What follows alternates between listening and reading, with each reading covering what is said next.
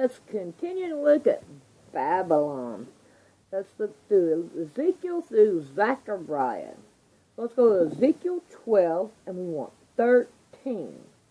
My net also will I spread upon him, and he shall be taken in my snare, and I will bring him to Babylon, to the land of the Chaldeans, yet shall he not see it, though he shall die there. Let's go on to 17, and we want 11 through 16. Moreover, the word of the Lord came unto me, saying, Say now to the rebellious house, Know ye not what these things mean? Tell them, Behold, the king of Babylon is come to Jerusalem, and hath taken the king thereof, and the princes thereof, and led them with him to Babylon, and hath taken of the king's seed, and made a covenant with them, and hath taken an oath of him. He hath also taken a mighty of the land, that the kingdom might be base, that it might not lift itself up, but that by keeping of his covenant it might stand. But the rebellious against him, in sending his ambassadors into Egypt, that they may give him horses and much people, shall he prosper. He shall escape that doeth such things, or shall he break the covenant and be delivered. As I live, saith the Lord God, surely in the place where the king dwelleth, that made him king, whose oath is despised, and whose covenant he brake, even with him in the midst of Babylon, he shall die. It's going down to 20. And I will spread my net upon him, and he shall be taken in my snare, and I will bring him to Babylon, and I will plead with him there for his transgressions, that he hath transgressed against me. Let's go to 19 and 9. And they put him in ward, in chains, and brought him to the king of Babylon. They brought him in two holes, that his voice should no more be heard upon the mountains of Israel. Let's go to chapter 21, 1 through 21. And the word of the Lord came unto me, saying, Son of man, set thy face towards Jerusalem, and drop thy word towards the holy place, and prophesy against the land of Israel. And say unto the land of Israel, Thus saith the Lord, Behold, I am against thee, and I will draw forth my sword out of his sheath, and I will cut off from thee the righteous and the wicked. Seeing then that I will cut off from thee the righteous and the wicked, therefore shall my sword go forth out of his sheath against all flesh from the south to the north. And all flesh may know that I, the Lord, have drawn forth my sword out of his sheath. It shall not return any more. Sigh therefore for thou son of man, and the breaking of thy loins, and with the bitter sigh before their eyes. And it shall be, when they say unto thee, Wherefore sighest thou? That thou shalt answer, For the tidings, because it cometh, and every heart shall melt, and all hands shall be feeble, and every spirit shall faint, and all the knees shall be weak as water. Behold, it cometh, and it shall be brought to pass, saith the Lord God. And again the word of the Lord came unto me, saying, Son of man, prophesy, and say, Thus saith the Lord, Say a sword is sharpened, and also furbished. It is sharpened to make a sore slaughter, and it is furbished that it is made glender. Should we then take mirth? It contemneth the rod of my son as every tree, and he hath taken it to be furbished, that it may be handled. His sword is sharpened, and it is furbished to give it into the hand of the slaughter. Cry and howl, O son of man, for it shall be upon my people, it shall be upon all the princes of Israel. Terror by reason of the sword shall be upon my people. Smite therefore upon thy thigh, because it is a trial. And what if the sword condemn even the rod? It shall be no more, saith the Lord.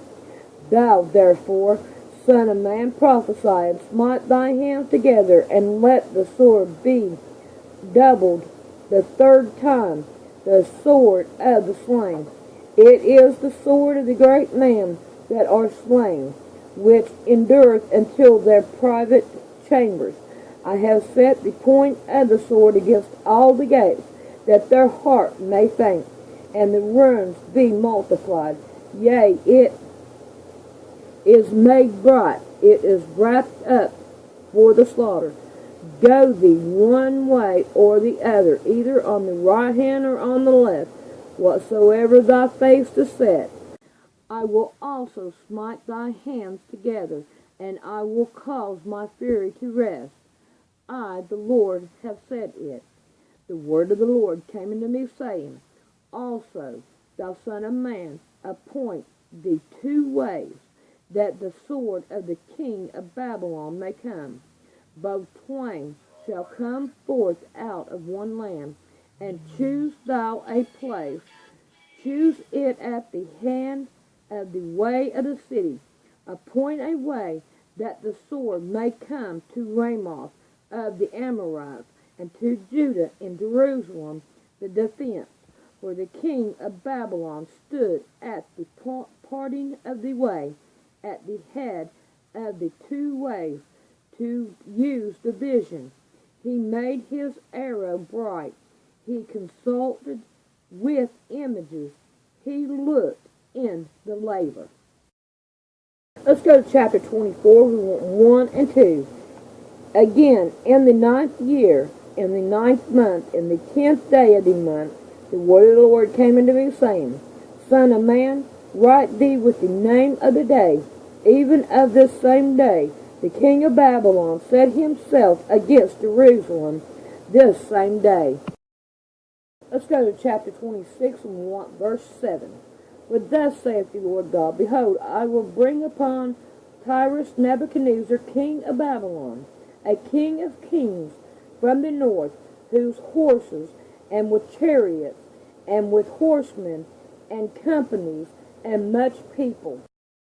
Let's go to chapter 29, 17 through 19.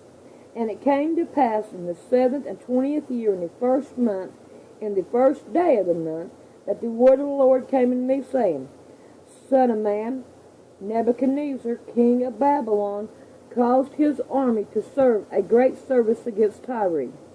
Every head was made bald, and every shoulder was peeled. Yet had he no wages, nor his army for Tyrus, for his service that he had served against it.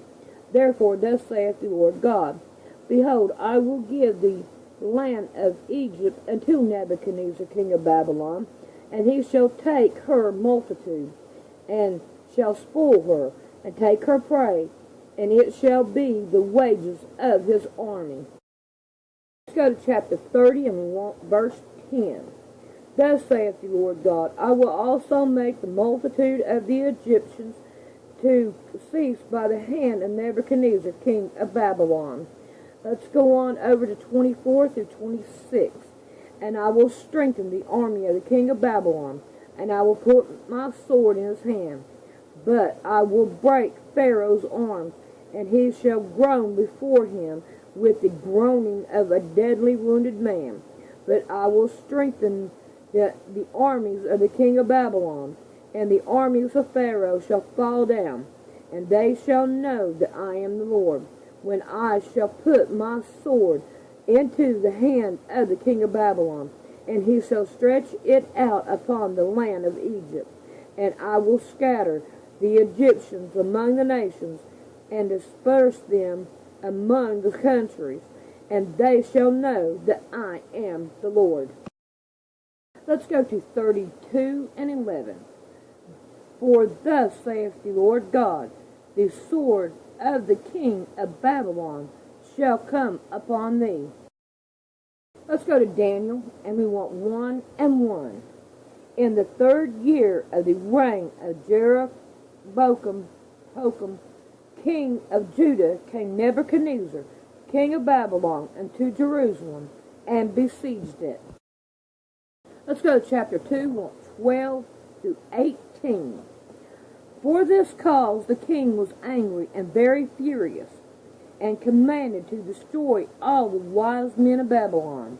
And the decree went forth that the wise men should be slain, and they sought Daniel and his followers to be slain.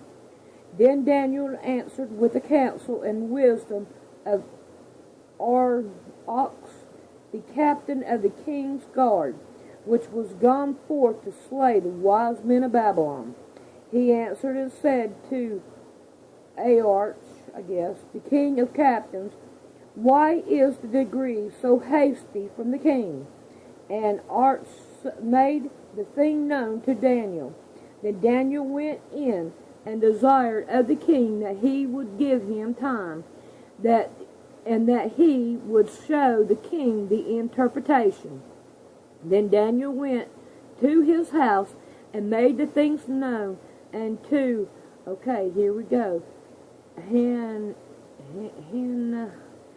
Mishael and Arsa. I'm not good with names, but I don't remember them.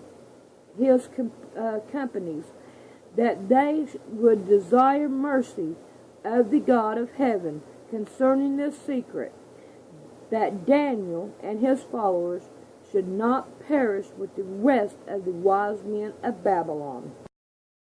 Let's go on down to 24. Therefore Daniel went in unto Arshas, whom the king had ordered to destroy the wise men of Babylon. He went and said unto him, Destroy not the wise men of Babylon. Bring me in before the king, and I will show unto the king the interpretation. Let's go on down to 48 and 49.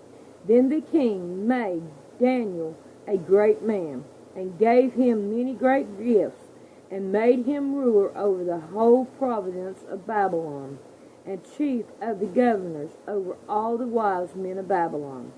Then Daniel requested of the king, and he set Shadrach, Meshach, and Abednego, I remember those, over the affairs of the province of Babylon. But Daniel sat in the gate of the king. Let's go to chapter 4 and we want verse 6.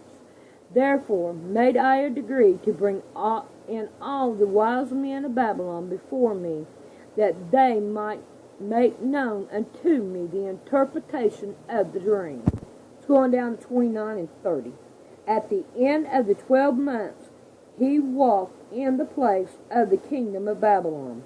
The king spoke and said, Is not this great Babylon that I have built for the house of the kingdom of by the might of my power, and for the honor of my majesty? Let's go to 5 and 1, verse 7. The king cried aloud to bring in the astronomers, and the Chaldeans, and the soothsayer. And the king spoke, and said to the wise men of Babylon, Whosoever shall read this writing, and show me the interpretation thereof, shall be clothed with scarlet, and have a chain of gold about his neck, and shall be the third ruler in the kingdom. Let's go to chapter 7, verse 1. In the first year of Belshazzar, king of Babylon, Daniel had a dream and a vision of his head upon his bed, when he wrote the dream and told the sum of the matter. Let's go to Micah 4 and 10. Be in pain and labor to bring forth, O daughters of Zion, like a woman in travail.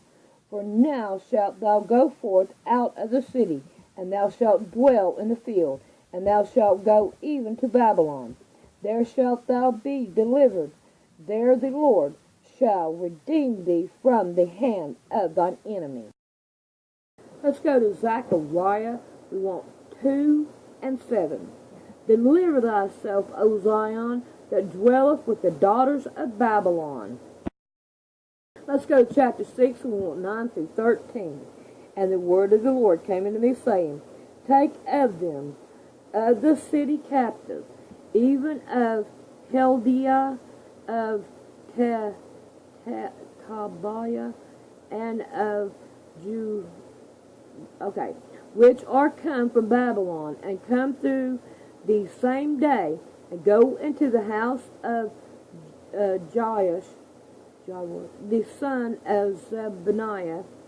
Take silver and gold, and take the crowns, and set them upon the head of Joshua, the son of Jodish, the high priest, and speak unto him, saying, Thus speaketh the Lord of hosts, saying, Behold, the man whose name is the branch, and he shall grow up out of his place, and he shall build the temple of the Lord.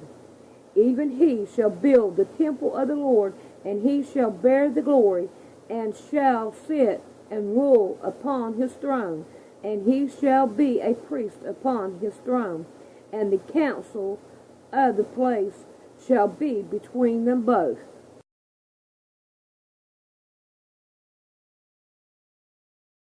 In the Strongs it is 894, Babylon, and the Babel Empire, Babel, Babylon.